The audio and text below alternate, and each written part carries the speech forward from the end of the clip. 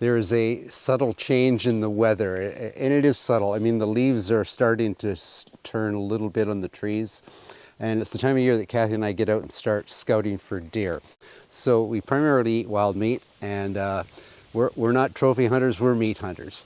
Someone once asked Fred Bear, the famous archer, when do you start getting ready to hunt for deer? And his answer was pretty quick. He just said, as soon as the last day of the season's over.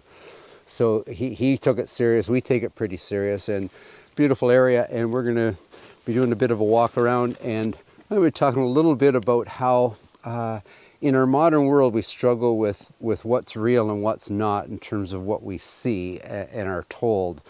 And I'm going to talk a little bit how we love historic movies as living historians, Last of the Mohicans, The Patriot, movies such as that, but how sometimes they distort what the real characters were like. And I'm going to delve into my wee bit of history on that subject today.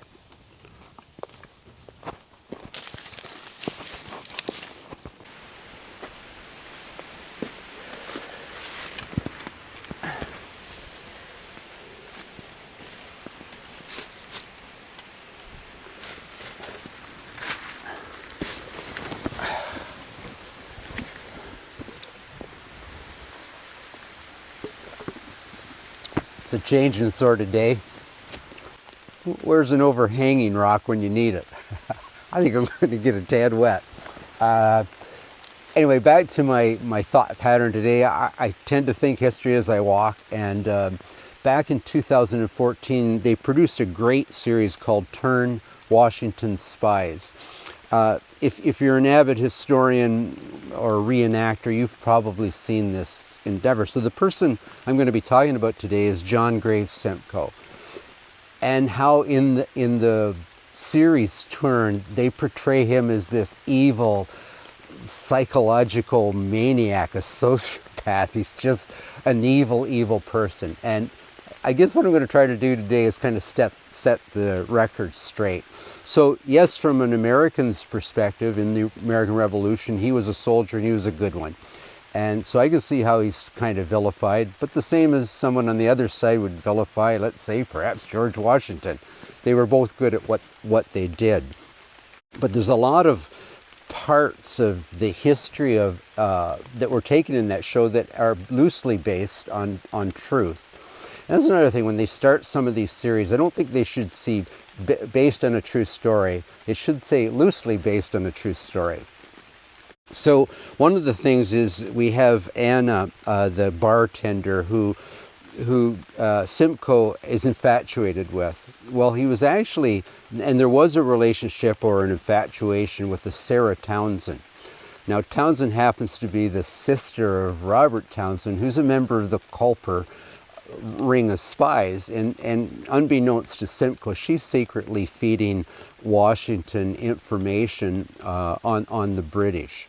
And the other part of the story that's somewhat true is, you'll recall a Major Hewitt who has this obsession with his horse. He keeps it in the church that he's officed himself in, and gives it apples every day. And he loves this horse. Well, that's fictional, but Simcoe had a horse who he was passionately enamored with. And at one point he loses this horse, so he goes to great effort to try to relocate it. My memory's gone in terms of the horse's name, and it wasn't the name of the horse used in the movie, but he eventually finds the horse, and he pays a phenomenal sum for the time period of 40 pounds to have the horse shipped back to England.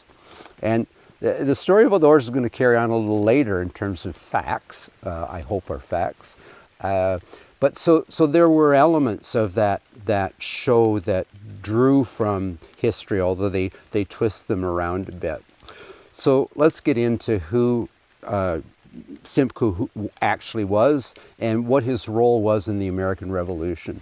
And I got to check my powder because I think it's getting a wee bit wet. No, it's okay. Would you look at that? The sun's come out. It's certainly a changing sort of day. Before I get on to Simcoe himself, there's another character in that same series Robert Rogers, and he's portrayed equally as bad as Simcoe is, as just this evil human being, that a psychopath, basically. And the irony of it is, when the war drums are beating and the revolution's about to start, Rogers wants to sign up with the Americans. But Washington at some point gets the feeling from his advisors that Rogers is actually perhaps a spy because of his loyalty to the England and the King during the 7 Years' War, or the French and Indian Wars. And the irony is, so was Washington. So was all Americans. They were all loyal to the King at that time.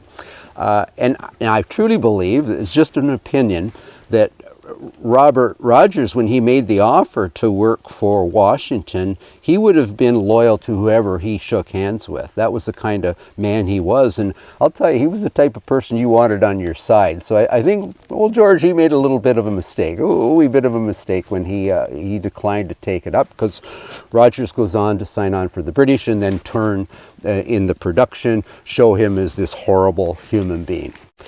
And another thing, the horse's name came from me. It was Salem, and Salem is shipped back to England. Now Simcoe, this is years later, he's about to come to Canada as the first lieutenant governor, and he still has Salem back in England, and he can't ship him over with him, but he makes arrangements. He leaves finances to ensure the upkeep and well-being of his favorite horse. So that kind of gives you an idea of the character he was, and not the one we see portrayed in the series Turn. So allow me to shed some light on John Graves Simcoe.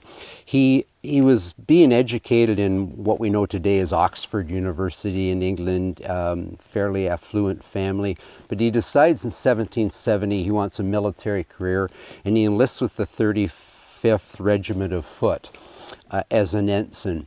Now that regiment is shipped to the colonies, to the 13 colonies, and in the start of the American Revolution, he'll see action at the siege of Boston, and then at that point he's made captain of the 40th Regiment of Foot. Now they're going to see a lot of action in the New York, the New Jersey, and the Pennsylvania campaigns. And in 1777, at the Battle of Brandywine, Simcoe is wounded, fairly seriously wounded, and that's going to take him out of action for a little bit. There's an interesting legend about the Battle of Brandywine, where reportedly Simcoe tells his men to stand down when they're about to shoot on 3 retreating rebels, and one of the 3 happened to be the man himself, George Washington. Now, whether that's pure myth, it has certainly developed into a legend, which again maybe gives you a bit of insight into what the man was like. So 1777 is going to see a change for Simcoe. They're going to form the Queen's Rangers in Staten Island, and they offer him command. 11 companies of 30 men each of light infantry, well trained, and they're going to see extensive action over the next few years, including one of the battles, the Battle of Billets, I think it was called, where it was both planned and orchestrated by Simcoe, and it was successful. And then in 1779, in what would become known as Simcoe's Raid, where he leads 80 of his men into New Jersey with the intent of destroying Patriot supplies. And they are successful. They destroy a lot of much needed supplies for the Congressional Army. However, Simcoe is captured. And here's the interesting part. Then he's released. So that's October of 1779. By the end of the year, they release him. And I can't quite figure that out. I don't know. I should do a little more research whether it was an exchange. But he's released. Now, if he doesn't join in with a fellow who I know some Americans do vilify, and that would be Benedict Arnold. So he's actually with Benedict Arnold when they raid Richmond in Virginia. So that's a small bit of the history of John Graves Simcoe's role during the American Revolution. And now I'll get into his role as the first Lieutenant Governor of Canada, Upper and Lower Canada. So 1791 sees the Constitutional Act divide Canada into Upper and Lower Canada. And at that point, they appoint John Graves Simcoe as the first lieutenant governor. So off he sets for Canada, and he arrives in November of 71. And bear in mind, this is still the time, what they called it, the mini ice age, and the mean temperatures of the world were quite cold.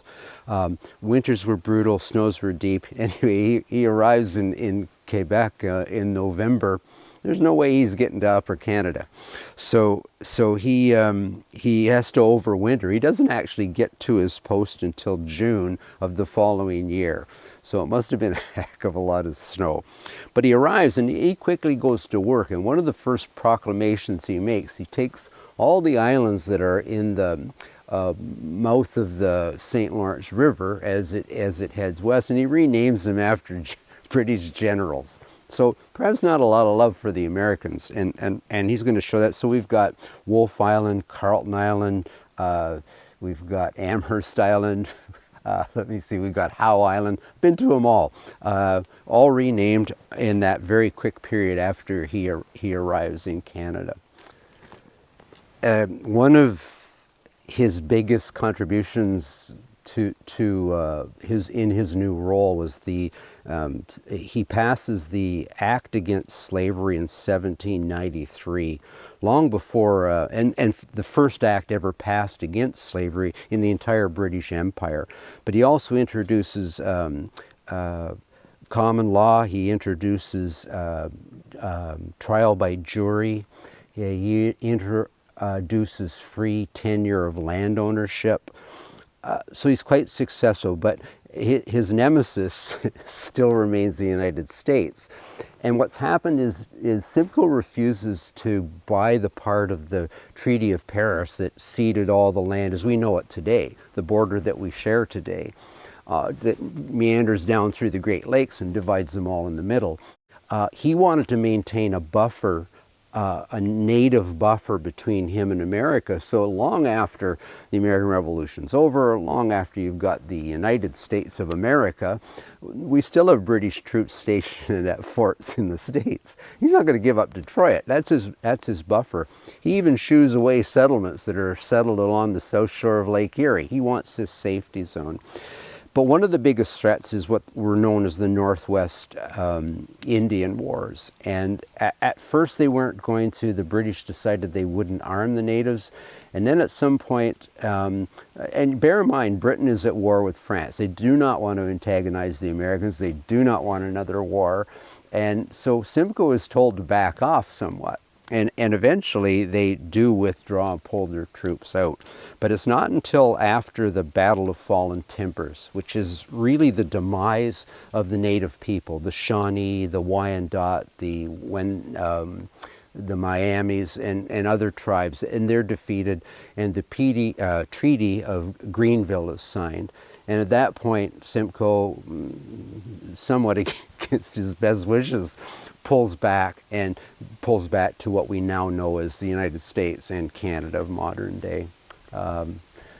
Pretty much sums it up. He did some other things. I mean, he decided to move the assembly, legislative assembly, to the town of York, which he names, now known as the city of Toronto. Anyway, there's lots more I could talk about the man. He remains to this day rather a hero in the States, and as I said, rather vilified in the Americas. And I got to get going because I'm going to lose my son here shortly, and I'm going to see if I can find some more deer sign. Oops, I believe I got my cart in front of my horse again. Well, I frequently do that, but I meant to say he's vilified in the States and rather looked at as a hero in Canada. Anyway, that's certainly a small bit of history. I've got to get going. I'm going to lose my son shortly. I have a long walk to get back to my Kelly station, and I still haven't found a lot of deer sign. It's not looking good for this particular spot, but we'll see. Never know what's down the trail. Okay, not a lot of sign yet, but this area it's almost a monoculture of oak trees. It's like what they call an oak savanna, and they're just starting to drop their acorns now. And For a deer, that's like candy. They're going to flock to that once they start coming down. Anyway, I think I'm going to head back to the station and get some supper on.